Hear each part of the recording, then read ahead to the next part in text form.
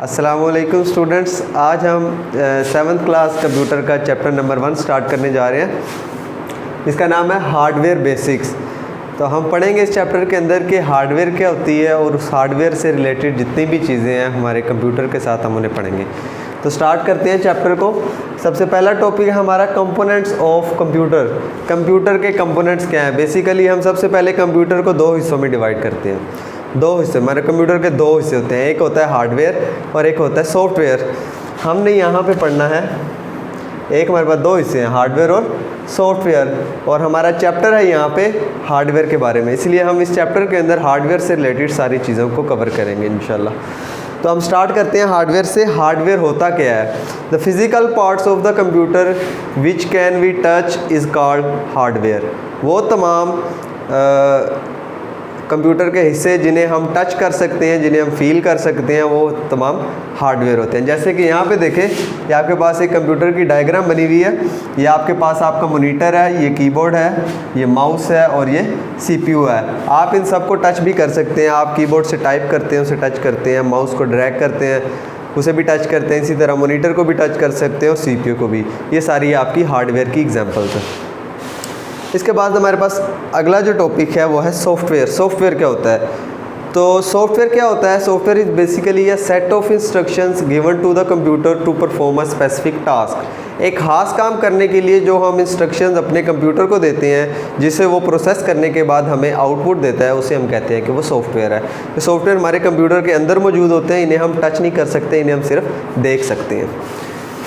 इसके बाद आगे बढ़ते हैं। हमारे हार्डवेयर बेसिक से रिलेटेड कुछ टर्म्स हैं जिन्हें हमने इस लेक्चर के अंदर कवर करना है। सबसे पहले हमारे पास इनपुट डिवाइसेस। इनपुट डिवाइसेस कौन सी होती हैं? इनपुट डिवाइसेस ऐसी डिवाइसेस होती हैं जिनसे हम अपने कंप्यूटर को इनपुट देते हैं या अपने कंप्यूटर को स्टिमुलेट करते हैं, अपने कंप्यूटर को कोई काम करने का कहते हैं। मीन्स अगर हमने अपने स्टार्ट मेन्यू में से किसी गेम को ऑन करना है तो हम स्टार्ट मेन्यू पे क्लिक करते हैं।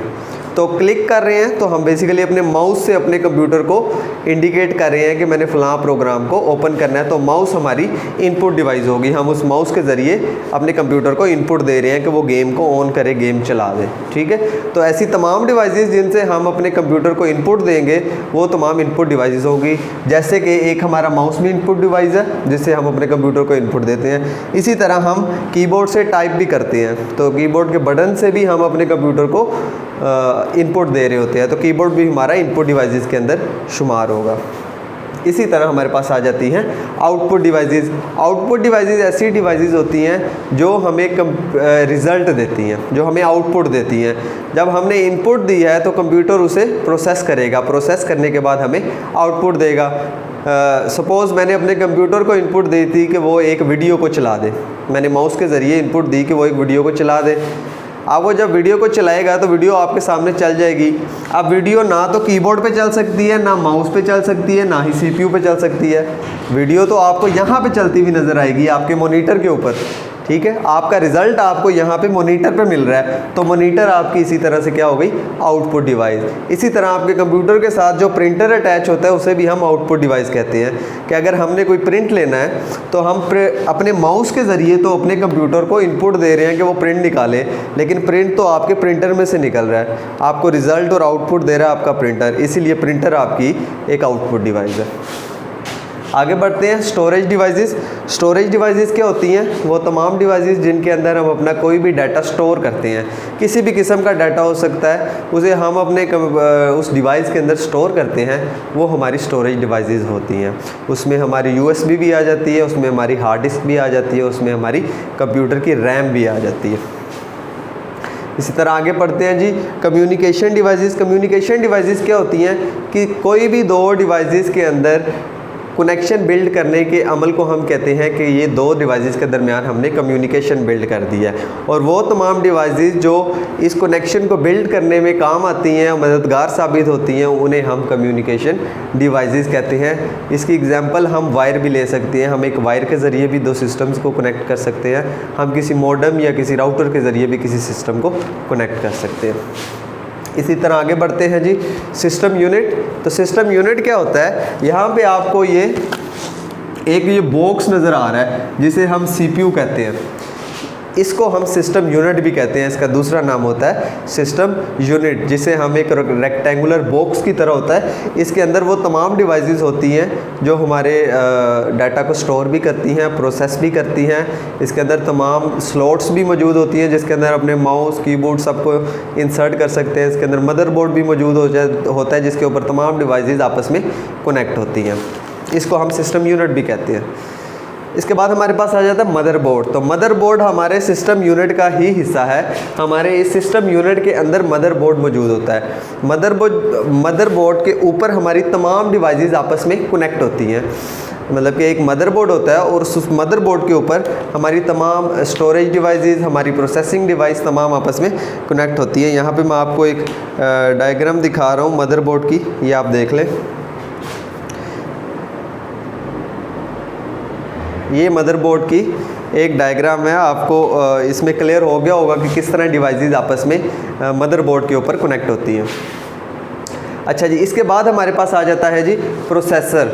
तो प्रोसेसर क्या होता है? जैसे कि इंसानी दिमाग होता है जो हर तरह के फ़ैसले करता है। कोई भी बात होती है तो वो आपके दिमाग में पहले प्रोसेस होती है, उसके बाद उसका फ़ैसला किया जाता है। इसी तरह प्रोसेसर भी आपके कंप्यूटर का दिमाग होता है। आपके कंप्यूटर ने कोई फ़ैसला करना है, कुछ भी करना है, कोई भी इनपुट आती है तो वो प्रोसेसर उसे प्रोसेस करता है और प्रोसेस करने के बाद आउटपुट डिवाइसेस को पैगाम भेजता है कि अब वो स्पेसिफिक डिवाइस के थ्रू इसे आउटपुट दे दें। इसी तरह आगे आ जाते हैं arithmetic and logic unit. Arithmetic and logic unit कौन सा होता है? ये आपके सिस्टम का वो हिस्सा होता है जहाँ पे मैथमेटिकल कैलकुलेशंस को परफॉर्म किया जाता है। आपके प्रोसेसर का वो हिस्सा होता है। बेसिकली प्रोसेसर हमारा कंप्यूटर का वो पार्ट है जो आपकी हर तरह के फ़ैसले करता है, हर इंफॉर्मेशन को प्रोसेस करता है। इसी तरह अर्थमेटिक एंड लॉजिक यूनिट आपके प्रोसेसर का वो हिस्सा है जहाँ पे तमाम मैथमेटिकल ऑपरेशंस को सॉल्व किया जाता है। जितने भी मैथमेटिकल ऑपरेशंस है, एडिशन, मल्टीप्लिकेशन, सब्ट्रैक्शन और डिवीजन, ये सारे प्रोग्राम्स आपके प्रोसेसर के उस पार्ट में जाके प्रोसेस होती हैं जहाँ पे अर्थमेटिक एंड लॉजिक यूनिट मौजूद होता है। इसी तरह हमारे पास आगे आ जाता है जी कंट्रोल यूनिट। तो कंट्रोल यूनिट क्या होता है जी कि आपकी जितनी भी इनपुट्स अलाइन होती हैं, ठीक है। आप अपने कंप्यूटर को अगर एट ए टाइम 10 इनपुट्स देते हैं तो ऐसा नहीं है कि वो 10 की 10 इनपुट्स एक ही बार में प्रोसेस हो जाए।